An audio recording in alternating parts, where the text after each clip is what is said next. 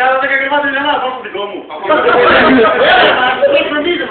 Πέσε! Παπάρα, άμα τι άλλος μέσα εγώ δεν ακούσω. Παίξε ρε! Εδώ μόνο πήγα σήμερα. Πάμε. Ναι.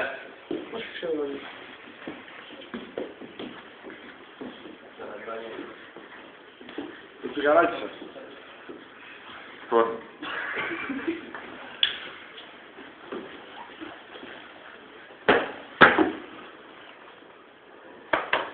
Στρατιώτης Πεζικού Σολωμός Αλέξανδρος. Βγήκα στην πρωινή αναφορά για να σας αναφέρω ότι χθες η ώρα 3 πριν μεσημβρίας βρέθηκα πεοφυλάτων στο θαλαμοφύλακα. Εντάξει.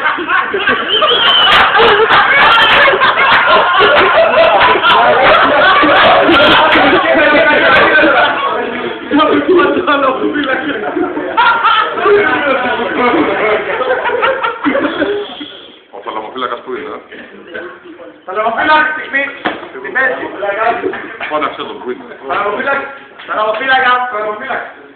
Ναι. Το χάλει, παιδί, το χάλει.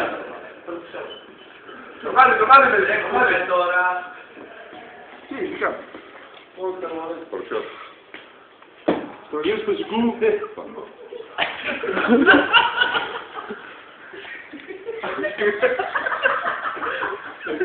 Αλήθεια είναι αυτά που λέει ο Σολωμός.